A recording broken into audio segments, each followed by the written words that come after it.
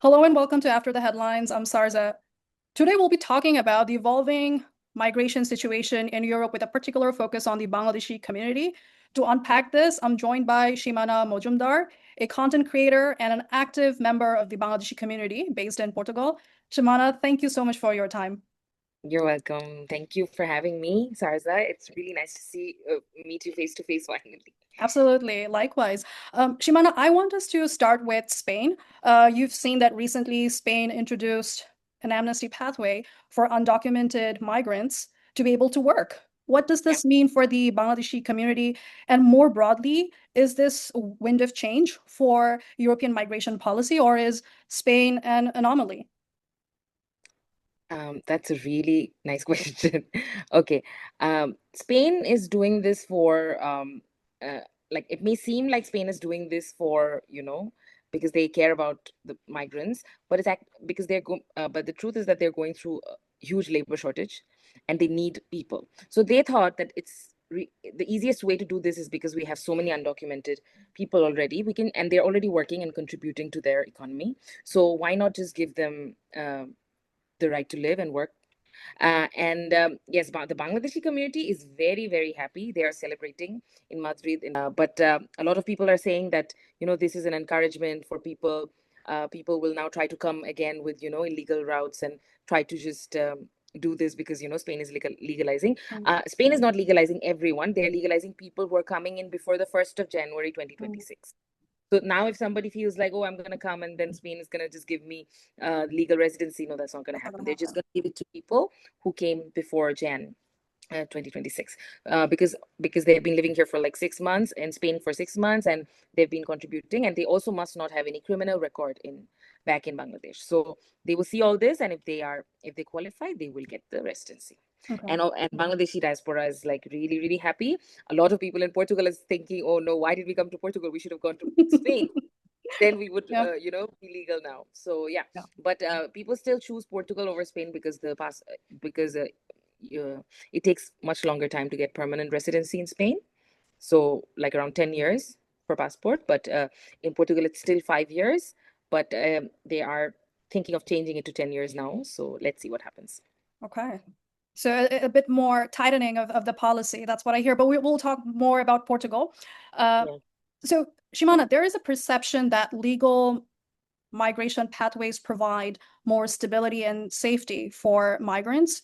What do you see on the ground? Is that a reality for Bangladeshi migrant workers, specifically when you think about the recruitment stages and the intermediaries, even before they enter Europe? If you could touch upon what are some of the biggest bottlenecks when it comes to legal migration?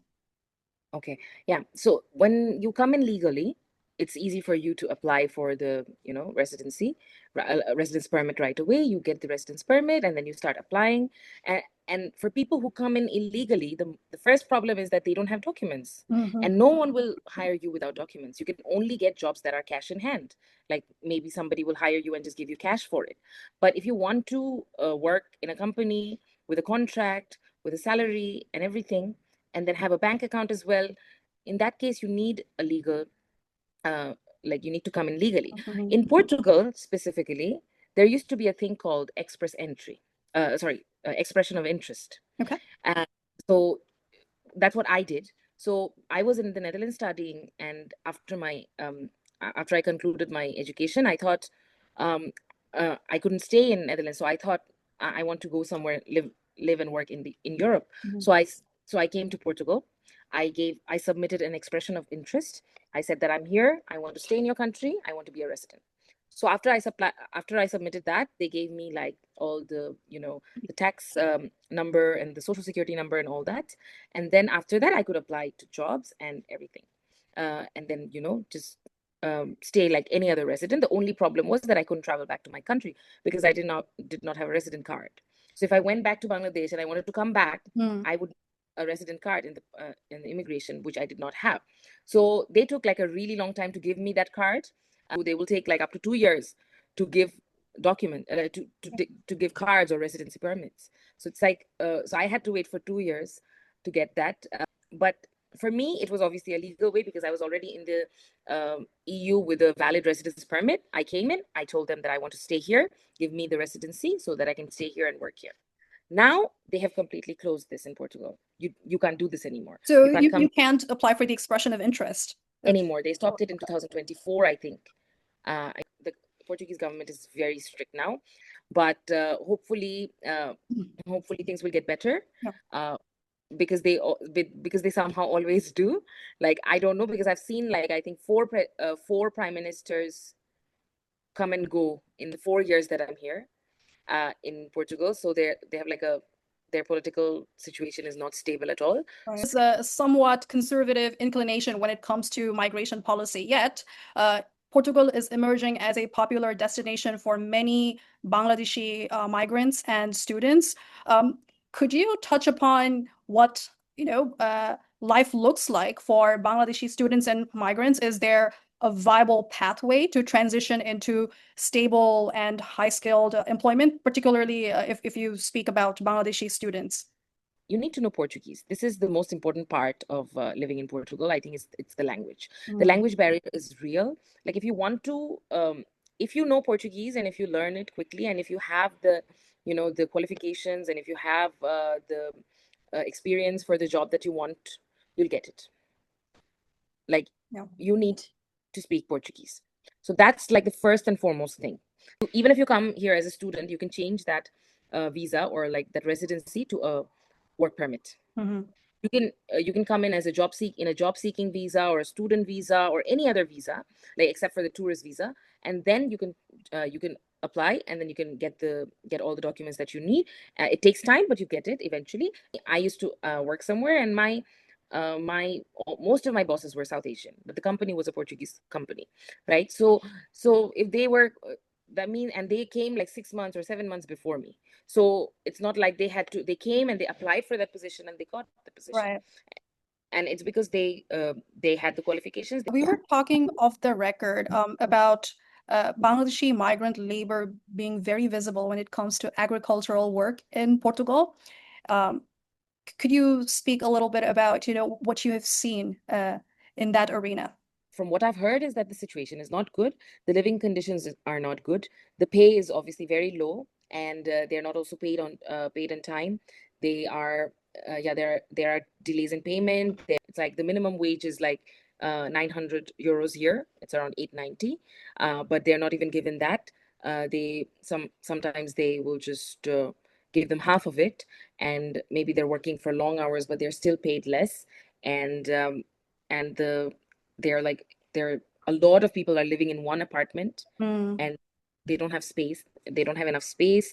And seen many people work in agricultural sectors in other countries such as Netherlands, mhm. uh, and it's much better, it's great, in fact. And um, have you seen Bangladeshi workers work yes, in Dutch agricultural sector? yes, yes.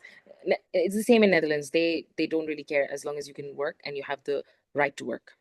Right, absolutely.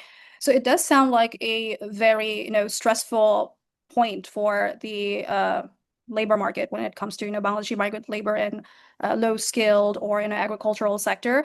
What do you think is the pathway forward? I mean, what reforms can governments or even human rights and labor rights organizations prioritize for a smoother migrant experience In Portugal, in Portugal and wider Europe? first of all, the government needs to carefully monitor all this, like, because agriculture is like uh, one of the most important sectors in Portugal. Like, a lot of the money is coming from agriculture and tourism in Portugal, and they need to look into it. They need to see that they need to monitor how the employers are treating the laborers. Also have to make sure that they're paid, Mhm. and so there has to be strict laws Right. so that they can't do this, they can't take advantage of people, because these people are undocumented mostly, and they know that, and that's why they exploit that. Because if the police comes, if they call the police is gonna take them. Right. You know what I mean? Mhm. So they know this, and that's why they exploit this, and they take advantage of this. So if the government, first of all, does something to because the Portuguese government, they are not regularizing people, but they're also not deporting them. Mm.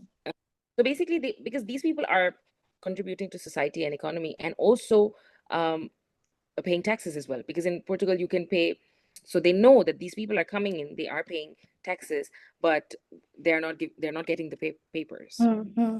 So so these employers, they need to the government needs to do something so that these employers are coming under a strict guideline. So, there's a in Netherlands, for example, there's a huge housing shortage because there are so many people, but not enough places to live. But there's something called rent allowance in Mm-hmm. Netherlands.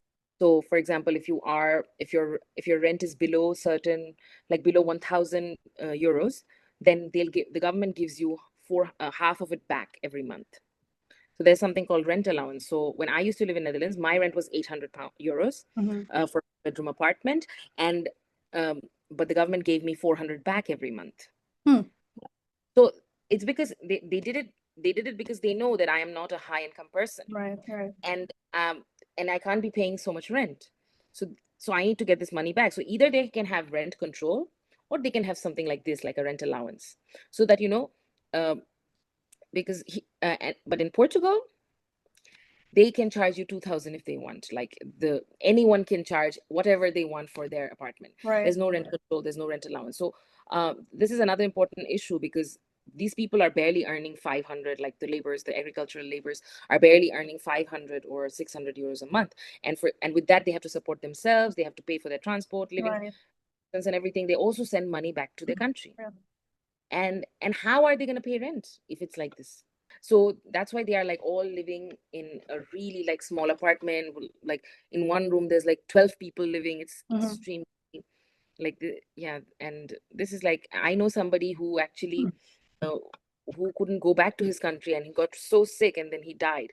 He was like really really sick, and but the government took so long to give his residency card that by the time he could go, he died. So his children back in Bangladesh couldn't see him, like didn't see him for 2 years, and then they died. And I also have been affected by this, because I came here 2 years ago, and I had to wait for the residency permit for 2 years, and in that time my father died. And so when I couldn't see him 2 years, for 2 years before he died, because I did not Not the have any residency documents. card. Yeah. Yeah. And then after he died, I did go. I still did not have the residency card, but I hired a lawyer so I could. So she helped me cross immigration in Netherlands, in Portugal, because she came to the airport and she said that this is humanitarian ground, Yeah. because her father passed away. So Yeah. so that's why I was excused. But so many people, like people are affected by this. But the agency that takes care of immigration in Portugal, it's called IMA. IMA? IMA, yeah. IMA is the name of the agency that looks after immigration, and IMA is like they are the ones taking so long, because government has given them the responsibility to take care of all Mm. the immigration, and to issue cards, to take all the documents and do everything. Mm. Um, I don't know what you call it in the US, but like what That do you that would call it? be USCIS. Uh, US, yeah. yes. It does So sound like a, critically broken and intentionally under-resourced immigration system. it is Very definitely intentional. heartbreaking. Yeah, it's very It is heartbreaking. definitely intentional, because they know, because people come here, people the Portuguese people don't live in Portugal, so how do you expect anyone to live in Portugal? Like, because the pay here is so low. So the Portuguese Mm. the Portuguese youth, what they do is they graduate, Yeah. and they immediately go to Netherlands, Finland, Sweden, Mm. everywhere where the pay is much higher, where they will get much better Right. jobs. So that's why they have all these vacant jobs, because there's no one to do them, uh, because all their young population is gone. So people who come here for documents, they will come here, stay here like 5-7 years, contribute to their country, and then when they eventually get the passport or a permanent residency, they go to other countries in the Europe. What is interesting that uh, one would imagine, just looking at the news and all these human rights documents, that Europe has a much stronger and stricter human rights and labor rights framework, but it very much sounds like, the temporary, precarious migration that happens in the Middle East, for example, right? So, I mean, I don't see much of a difference. And what is also revealing is that Portugal is mainly used as a launching pad for somewhere else. Yeah. Yeah. Yeah, and they take this long to give residency cards is because then we'll stay longer. If you give us the residence, for example, if I apply for the residency permit today, Mm. My residency will start from the day I get the residency permit. If you're going to keep me waiting for 3 years before you give me the permit, then you just got 3 extra years from me. Free labor.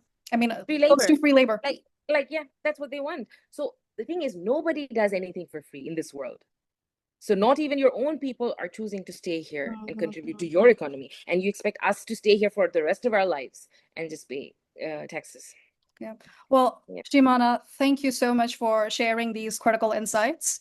I really appreciate your time. Mhm. And thanks to listeners, if this episode made you think differently about migration and about migration policy, stay engaged in the conversation. Until next time.